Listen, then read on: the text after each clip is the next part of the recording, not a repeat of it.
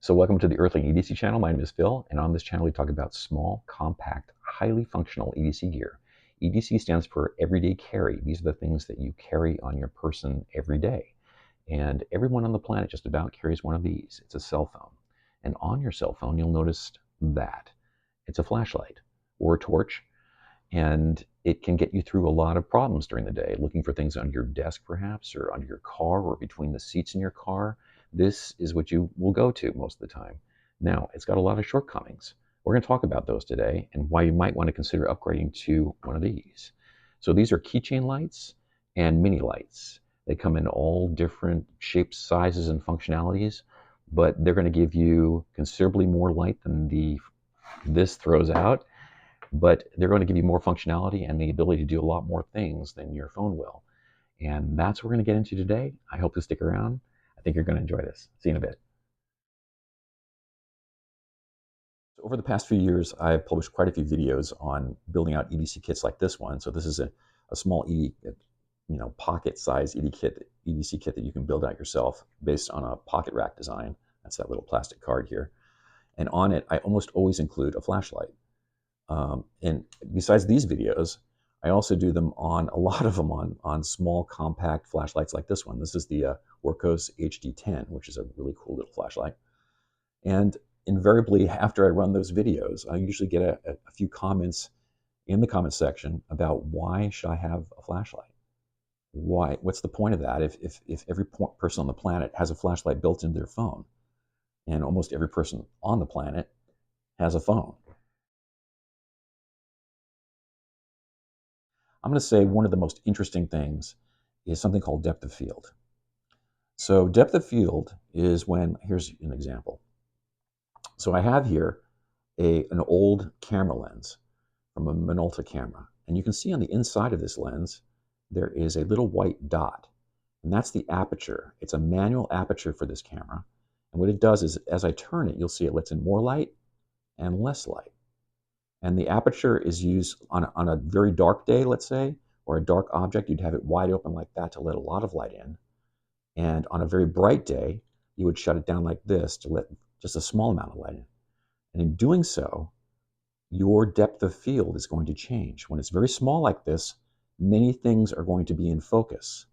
And when it's wide open like this, you're going to see a very shallow depth of field where only one item in the plane of view is going to be in focus.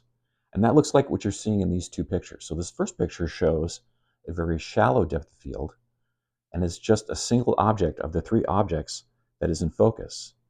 And then with a very bright light source, that aperture gets shut down very small, and you're going to see all three items are suddenly sharp. Now what that means for somebody like me who has glasses and has a hard time reading like very tiny writing like on this receipt, if I took my glasses off, I cannot see anything on this receipt. It's a blur to me. It's just gray, blobby letters on a kind of grayish white background.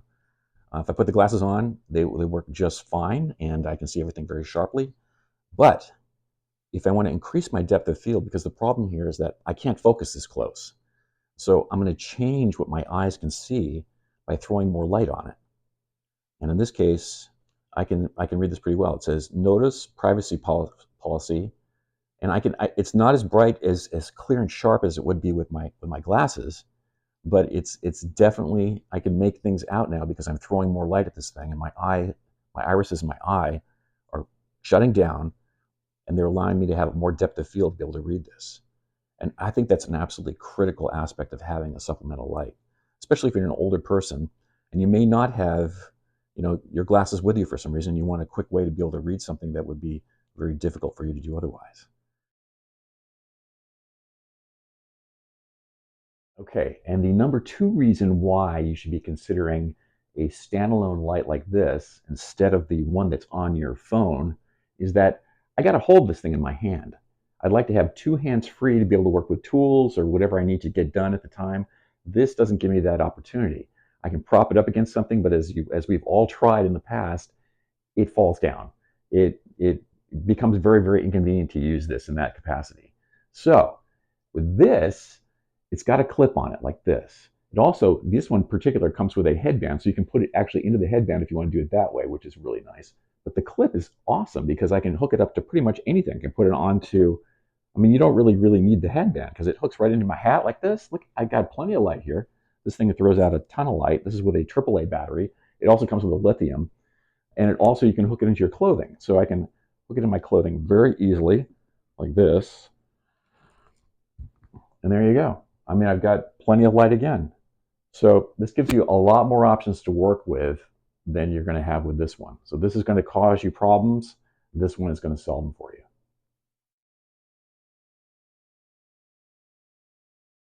All right, we're down in my basement, and what I've done is I've set up this camera so it's emulating what I'm seeing with my eyes.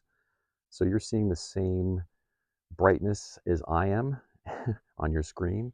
The colors are muted. It's difficult to discern different objects around the room. When you get closer, you can see a lot more because the light is lighting up, the light is closer basically. But as soon as you get just 15 feet away, everything starts to kind of fall apart. There's no colors. It's hard to make out distinct images where depth is. Everything is very flat. So what I'm going to do now, in my hand here, I have a little night core flashlight. It's a really interesting little flashlight. I think it weighs about an ounce, maybe a little bit less. I'll power this up. It has a little LED screen on it. It'll power up.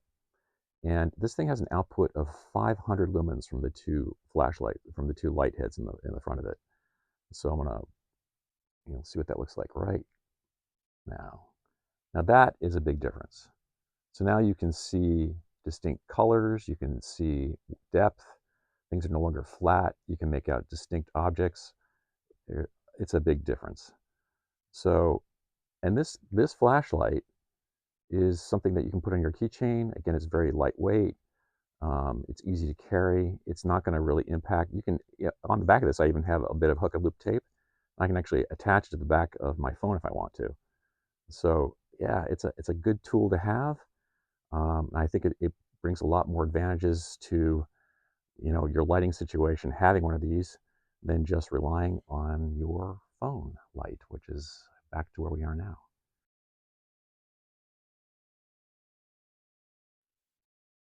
So this isn't the kind of weather you really want to have your phone out, your phone light. So this is ideal for this kind of light, but not good for your phone light. A lot of rain. It's just not conducive. So I got to get this phone inside now before it goes. So as I showed in the last segment, don't risk this in the snow and rain. It's not worth risking your cell phone, your communication device, your computer, and everything else that you have in your phone because you need the flashlight. Keeping it out in the elements in the snow and rain is going to ruin this thing eventually. If you soak it and it goes down, you're out of phone, and that's a big deal if you're in a bad situation. Instead, carry one of these. So this is a little Skillhunt H150. It's very similar to the Manker that I was showing you before. It has all the capabilities that the Manker had, and it has a higher battery capacity as well. It uses a AA battery or lithium ion rechargeable. It is very water resistant and can do just about, as I mentioned, everything that the Manker can do as well. You can get it comes with a clip. You can have a headband and hook this thing up to it. And this is the way you should go. It's just not worth risking this when all you need is a light. Bring a light. This is the right tool for that job. Okay, so the idea for this segment is to show you some lights that would replace what you've got on your cell phone. This puts out about 50 lumens, as I mentioned earlier in the video. So everything here is going to give you the ability to push, in some cases, up to 1200 lumens, which is considerable. And these are all small compact flashlights, and they all work quite well. I've tested all of them. So there's a spreadsheet that's included in the description for this video that gets into detail on every one of these. I did testing on all of them. And yeah, I'm pretty much impressed. Another thing I want to mention too is that I'm not compensated for any of these. So what I do is if I see a flashlight that's small and compact that will work with one of our kits like this. So this is a pocket rack design, similar to that one. That's a prototype. That's a wooden one. You're the first people to see this. So this is a laser cut on, I believe it's basswood, and we're just playing around with it to see if it's going to work or not. But that's a new design, and this is one of the old tried and true designs. So this is 3D printed, that card, and then we mount the EDC to the card. So this is what we specialize in, is making these small compact kits and the tools that appear on them. And one of the tools, of course, is a flashlight. So this is the A5 from Rovyvon. I love this flashlight. It's a bit costly for its size. I think these run about $25, $30, but it puts out 650 lumens, and this thing is just over 2 inches in length.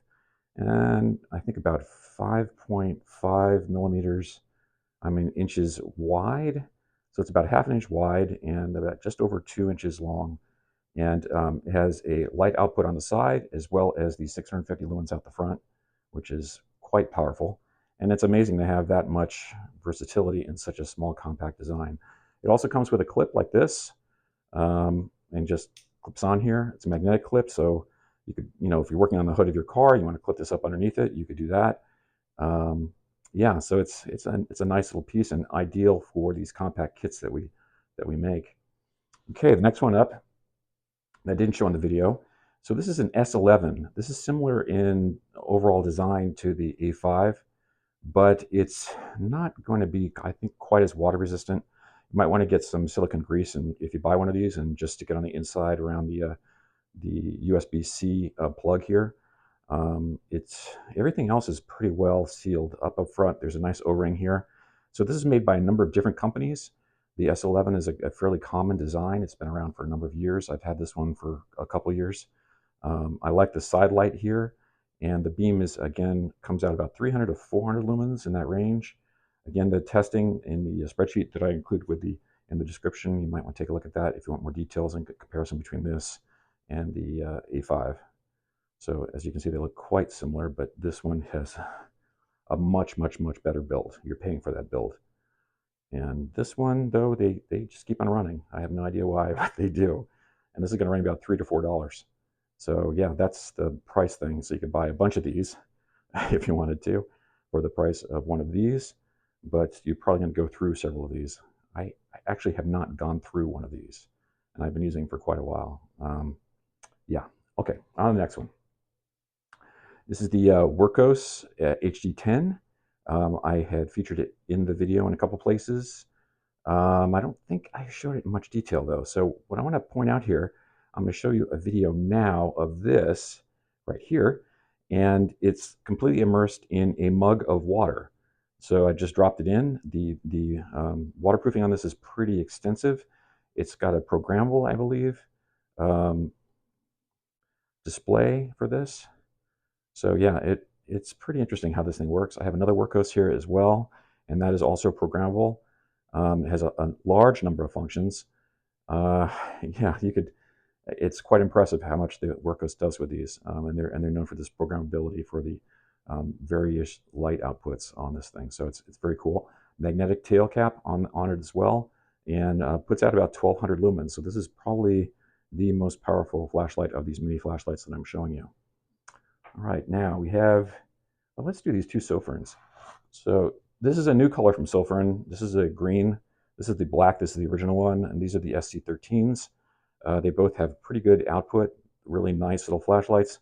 Magnetic tail caps. These are actually rejecting each other, but they're very nice little design. A little chunky for my purposes, but still very small, compact, and they do throw out a lot of light. Again, you can take a look in the description for this video for the stat sheet that I have on these. All right, next up we've got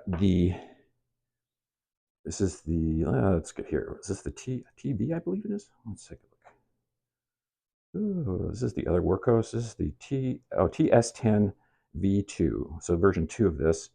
Again, this is programmable. It's got multiple functions as far as this tail switch, and it will do all sorts of wonderful things for you, but it's like learning how to use this thing. You need a book, and there is a book that comes with this on how to program it to do everything you want it to do. Other than that, it works quite well. It's a very nice little, it comes in multiple colors too. This is the color they sent me. It's got the double-sided clip, so you don't have to remove that if you want to put it on your cap or in your pocket. Very nice. And here's a really interesting one. We talked about this in the video. This is the Tiny 2 from Nightcore. Really nice little flashlight. This is absolutely perfect for your keychain. If you want an alternative to, what you have on your cell phone, this is probably the best bet as far as size and weight. The output is just tremendous for this thing. I can't believe that they put 500 lumens into this thing, and then give you a readout too on the output from this. It's pretty amazing. Very, very impressive little light that Nightcore put out. Okay, let's get into these Rovyvons. So we've got 2 of these. Now, the selling point on these is really, I think, is the dual power. Plus, they put out 700 lumens, which is just remarkable. So the E8 it's got the equivalent of these lighting on the side over here, which is interesting. So what I like about this, because of the pocket rack design that we have, is that I can put it like this, mount it to the card, and I can shine out the front, well, of the card if you want to, or this side. So it gives you dual options for lighting on this. The other thing is the dual power supply. So it's got a lithium polymer battery in here, and you can also add or take out as backup. You can have an alkaline battery in there, and both of these have that same functionality. So this is the E8 and this is the E5, and they're both very impressive. The USB-C, they sealed very, very nicely on the USB-C port on here. So you could drop these, I think, pretty easily into container water and not have a problem at all. So if you want a good, strong keychain light alternative, one of these 2 would be ideal for you, or the A5 would be great. I mean, they're really well made. Rovyvon makes a great products. Okay, let's go over here to the next one. Put this back down here. And this is the little manker that I was showing in the video. This is the EO2II, I believe. Uses a AAA battery or a lithium ion battery. Lithium ion, I found it goes through it pretty quick at high power. I mean, this thing really throws out quite a bit. I think it's 500-600 lumens. Again, you can see the data in the spreadsheet that's included in the description for this video. Very nice. I like the ability to swap between a AAA or the lithium ion. So right now I have the AAA in here. And I really like the amount of output it has on this thing. So multiple settings again. It's got a magnetic tail cap, and the battery is, the lithium ion is rechargeable from the cell itself. This is Manker's battery. You can see it right there. It's got the USB-C. And yeah, AAA, nice. Very compact, and again, the clip is great too. So very similar to that is this AA from Skillhunt. Very similar. It has a magnetic charging adapter here if you want to. You just drop your magnetic coupler here and it will charge the light, but it also has the cell in here. If you don't want to do it that way, you can just charge the battery directly. So this is the way I'm usually doing it. It's just more convenient because I have it set up for USB-C for all my charging. So that's very easy to do. You can also run a AA battery in here. So this gets you considerably more capacity than the AAA does on the Manker. Very nice setup on this. Again, very bright. Let's see if I can get it going here. Oops, I think I just, oh, I didn't try it. Oh, it's not charged. Yes, it is. Ah, here we go. Yeah, we can go through all the functions. Okay. Yeah, extremely bright. Oh, this has an indicator on the side too. I forgot about this. So it's fully charged right now, and as you get down on power, it'll change color too. So really interesting light. But yeah, I like this quite a bit. Again, a magnetic tail cap on there, and yeah, Skillhunt makes nice stuff. This is the H150. Okay, I think that's just about everything. Again, take a look at the description in the video for the link to where everything here can be purchased. Again, I'm not compensated for any of this stuff. There are some discount codes in there as well. And thanks for stopping by.